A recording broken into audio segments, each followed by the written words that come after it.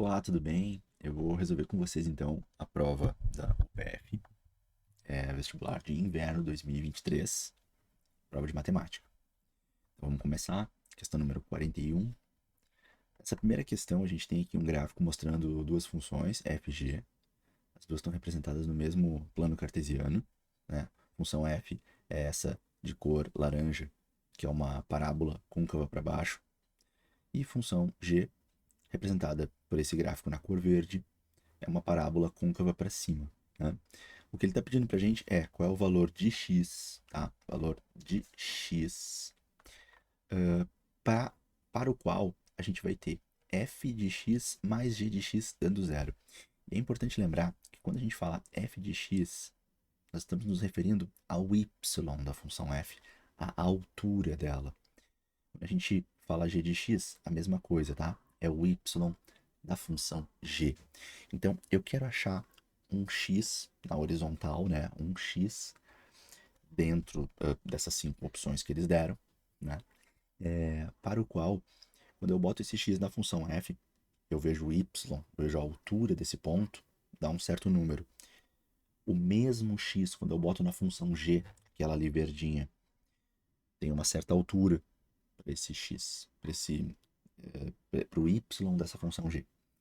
E aí, essas alturas da f e da g, quando eu somar esses dois valores, eu quero que dê zero. Então vamos tentar fazer isso graficamente, porque a gente não tem como fazer os cálculos, ou pelo menos daria muito trabalho, porque a gente não está com as funções prontas, as expressões de f de x e de g de x. Será que é o menos 1? Vamos tentar verificar.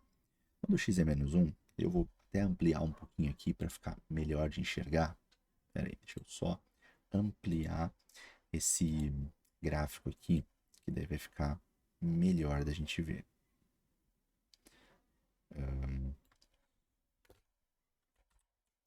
C aqui, Ctrl V.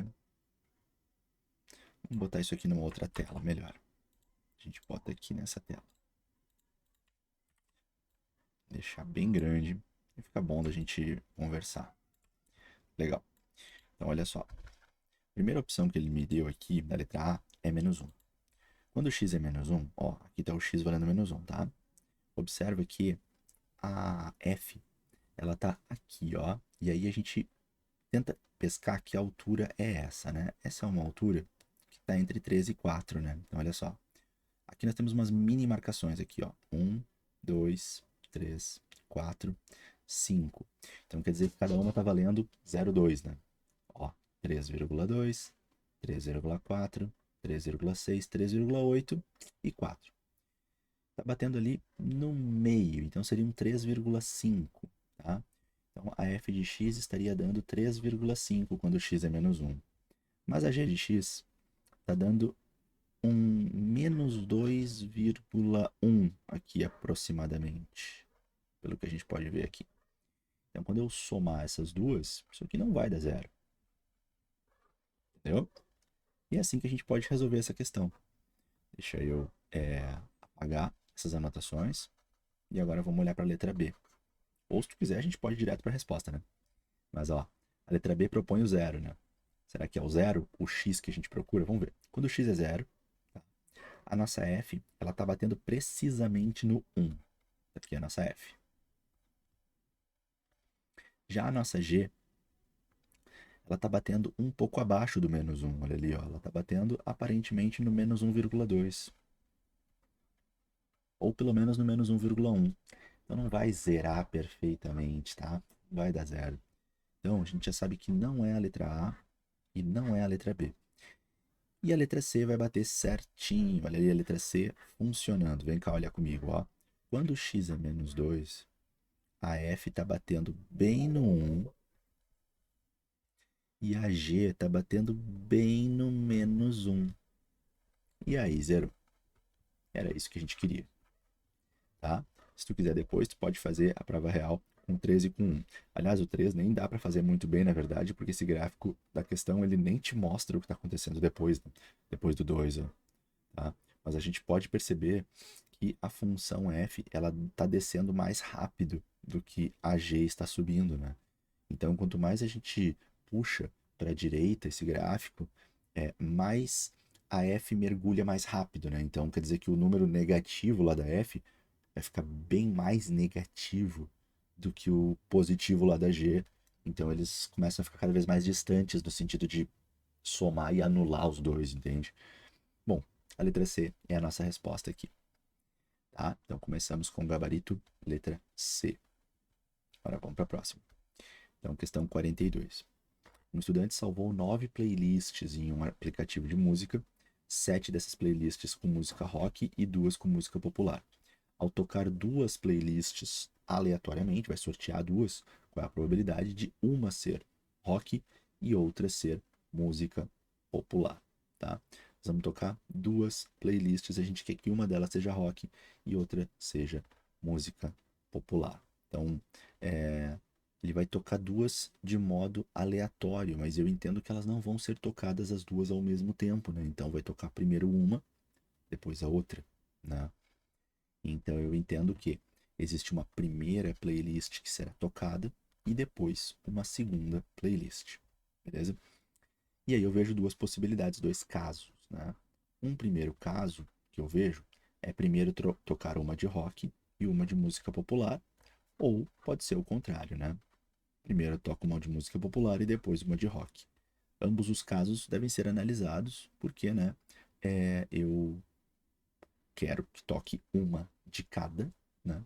E ele não disse que a primeira tem que ser rock e a segunda tem que ser música popular. Ele falou que uma delas tem que ser rock e a outra tem que ser música popular. Então eu entendo que o certo é interpretar desse modo. Bom, dentro do caso um, qual é a probabilidade do caso um se consumar, acontecer do jeito que eu desenhei o caso um? Bom, se eu quero que a primeira, dentro do caso um, se eu quero que a primeira seja rock, a chance disso acontecer é uma chance de 7 em 9, tá? Se eu quero que a segunda seja música popular, a chance disso acontecer é de 2 em 9. Mas, Diegueira, não tinha que diminuir uma das possibilidades? Olha, eu não considero isso não, tá? Vão tocar 2 de modo aleatório e ele não disse que precisavam ser 2 diferentes. Ele não disse isso. Então, eu vou considerar a possibilidade de poder repetir a playlist, tá? Então aqui eu acho que essa questão ela abre um pouco margens para interpretações, para mais de uma interpretação, né? O que não é bom. Acho que daqui a pouco um texto um pouco maior poderia delimitar melhor o que a questão quer de fato, né?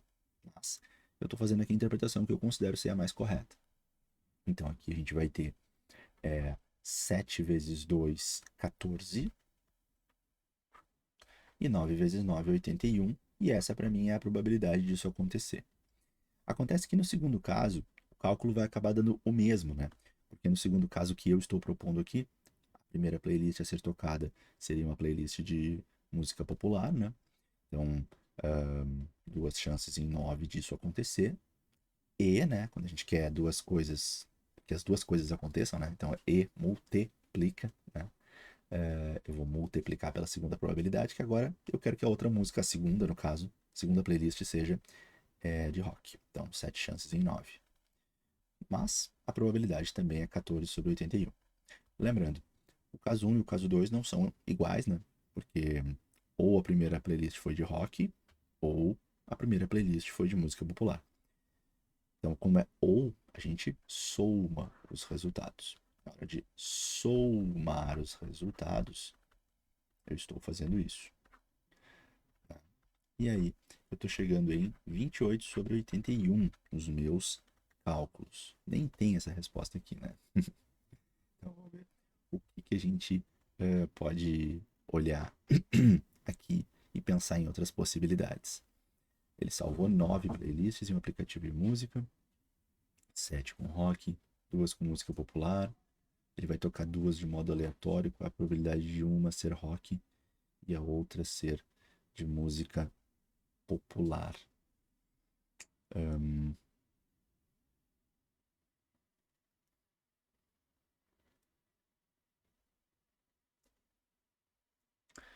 Bom, uma coisa que a gente poderia fazer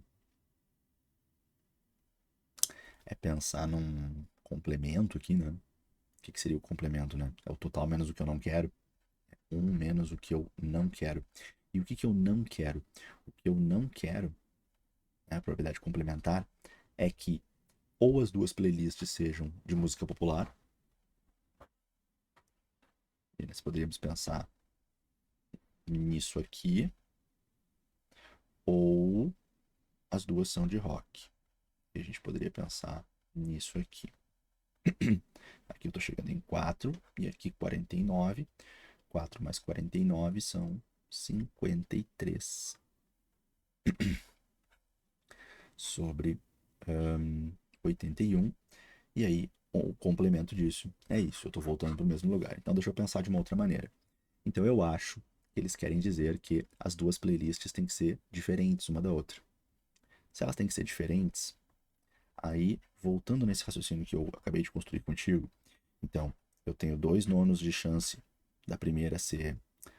Bom, na verdade, vamos fazer de uma maneira mais simples, né? Para não complicar, não assustar demais quem tem dificuldade com probabilidade. Entendendo que, pela interpretação que eu fiz, eu não cheguei em nenhuma resposta, então eu entendo a partir de agora que essas duas playlists têm que ser diferentes uma da outra. Bom, se elas têm que ser diferentes, eu posso voltar no caso 1 e no caso 2 e trabalhar da seguinte maneira. Vou apagar um pouquinho esses resultados. Se eu vou considerar que as playlists têm que ser diferentes, então, também para não poluir e não confundir vocês, então eu preciso pensar que se a primeira foi de rock e a segunda vai ser de música popular, então aqui a minha probabilidade vai ser 2 chances em 8, né? Porque eu não posso repetir aquela que foi tocada na primeira vez. Então, passam a ser 8 playlists disponíveis na segunda vez. E aqui eu estou chegando em 14 sobre 72. Aqui, se a primeira for de música popular, na hora de escolher a segunda, restam 8 opções. Eu vou chegar de novo em 14 sobre 72. Somando os casos, eu estou chegando em 21 sobre 72. E aí dá para simplificar por 2, que dá 14 sobre 36. Dá para simplificar por 2 de novo, que dá 7 sobre 18. Aí bateu com a letra E, tá? E a gente consegue, então, trabalhar desse modo. Eu faço uma ressalva, né, de que a questão não deixa claro que as duas playlists têm que ser diferentes, tá? Então, eu imagino que se é de modo aleatório, cada vez que o aplicativo vai sortear uma playlist, ele vai sortear uma playlist dentro das 9 disponíveis. A cada sorteio, ele sorteia dentre 9. Então, bom, eu considerei a possibilidade de repetir. Eu acho que essa possibilidade está dentro do texto. Mas, percebendo que nas alternativas não tinha saída para isso, então eu escolho aí uma segunda interpretação, que na minha opinião não é o que está dentro do texto, mas é o que sobra, e marco aí a letra E como a resposta plausível que resta pra gente, tá bem? Então, só faço essa ressalva aí para vocês. Vamos seguir então. No laboratório de manipulação foram encontradas sobras de um mesmo medicamento em 3 frascos, nas seguintes quantidades: 1/2, 3/8 e 1/4 do frasco, conforme indicado na figura. O responsável pelo laboratório gostaria de colocar as sobras dos 3 em um único destes frascos. Assinale a alternativa correta. É possível colocar todas as sobras em um único frasco, pois a fração que representa as sobras é 9/8. Não é possível colocar num único frasco. Então aqui a gente está falando sobre soma de frações, né? Bom, dá para ver só pelo desenho, apesar de que, né? Não, é um pouco perigoso, na verdade, porque 1/2 é isso, 3/8 é isso, 1/4 é isso. O ideal é a gente somar, né? Vamos somar essas 3 frações, ó. 1/2 mais 3/8 e mais 1/4 para a gente ter uma visualização melhor do problema. E aí, vamos fazer um MMC, né? 2, 8 e 4, o MMC pode ser o 8, porque o 8 é múltiplo dos 3. Depois aquela velha frase da escola, né? Divide pelo de baixo, multiplica pelo de cima, né? Dá até para fazer um esqueminha aqui se quiser, ó. Divide pelo de baixo, multiplica pelo de cima. 8 dividido por 2 é 4. E aí 4 vezes 1 é 4. Repete o procedimento. 8 dividido por 8 dá 1, vezes 3, 3. E 8 dividido por 4 dá 2, vezes 1, 2. Agora dá para somar aqui em cima. E 4 mais 3 dá 7, mais 2 dá 9. E aí é importante entender que 9 oitavos é mais do que 1, né, gente? Por quê? Porque o número 1, ele poderia ser escrito como 8 sobre 8, e assim facilita a comparação. Então, 9 oitavos significa mais do que um frasco, né? Quer dizer que é mais do que um inteiro. Então, não daria para colocar essas sobras todas em um único frasco, tá bem? Então, a letra A ela é bastante errada, porque na verdade ela é o contrário disso, ó. Não é possível colocar todas num único frasco, porque a fração que representa as sobras é 9 oitavos. Então, não é possível colocar todas em um único frasco. Eu concordo com a letra B. A fração que representa o medicamento que está nos 3 frascos não é essa. A fração que representa não é essa. É possível colocar num único frasco? Não é verdade. Tá bem? Então, letra B é a nossa resposta para essa questão, que envolve apenas uma soma de frações. Vamos seguir. 44. No ar, a velocidade do som em metros por segundo é uma função linear da temperatura do ar T em graus Celsius, dada por S de T igual a 0,6 T mais 331,4. A alternativa que melhor descreve o significado do número 0,6 nesse contexto é... bom, então a gente tem que a velocidade é S, né? Velocidade do som, que está em metros por segundo. E T é a temperatura do ar. Tá? Então esse T ele está funcionando aqui como uma variável, tá? Ela está variando essa temperatura, mas observa que a estrutura dessa função é uma estrutura de função afim, de função de primeiro grau. Basta trocar S de T por F de X ou por Y e trocar o T por X. E a gente vai poder dizer então que S de T igual a 0,6T mais 331,4, poderíamos escrever como f de x igual a 0,6x mais 331,4. E aí, lembrando dos estudos de função afim, esse personagem aqui é o nosso valor inicial, né? Ele ocorre quando o x é zero. Então, se a temperatura do ar for zero, isso significa, então, que a velocidade do som seria 331,4 metros por segundo. Agora, quando eu vou aumentando esse x, aí ele vai multiplicando pelo 0,6 e, portanto, vai modificando o resultado da conta. E, bom, como 0,6 é um valor positivo, né? Se o meu x começa a aumentar, então o resultado dessa multiplicação dá um número que vai ficando cada vez maior. E vai somando com o 331,4 e vai dando um resultado final cada vez maior. E esse personagem em especial, né, que é o nosso coeficiente angular da função afim, ele funciona como um incremento, né? É a velocidade com que está aumentando o resultado da conta, o resultado y. Então esse 0,6 ele é entendido da seguinte maneira. Quer dizer, a cada uma unidade que eu aumento no x, a cada 1 que eu aumento no x, o meu y aumenta 0,6. Ou poderia diminuir se ele fosse negativo, mas nesse exemplo ele é positivo. Então, significa que, como o nosso x aqui, no caso, no contexto da questão, ele é temperatura, ele é graus Celsius. Então quer dizer que a cada 1 grau Celsius que a temperatura aumenta, a temperatura do ar, a velocidade do som aumenta em 0,6 metros por segundo. Tá bem? Então, a letra A diz assim, ó, o aumento da velocidade do som em metros por segundo corresponde a um aumento de 0,6 graus na temperatura. Não, não é isso, tá? A velocidade do som em metros por segundo em 0 graus. Não, não. Se for 0 graus, se o t for 0, aí a velocidade vai ser essa. Então a pergunta é, o que é o 0,6 ali, né? Ele é o aumento da velocidade que acontece quando a gente aumenta 1 grau na temperatura. É isso aqui, ó. Perfeito. Cada vez que a gente aumentar 1 grau na temperatura, vai acabar incrementando 0,6 no valor total da velocidade do som. Então, é o aumento da velocidade do som. Tá? Então, é a letra C aqui. Essa questão eu fiz com vocês de maneira interpretativa, mas tu poderia ter feito isso com um cálculo, né? Tu poderia ter calculado qual é a velocidade do som quando a temperatura é zero. Aí tu ia descobrir essa daqui. Qual é a velocidade do som quando a temperatura é 1. E aí tu ia acabar descobrindo isso aqui.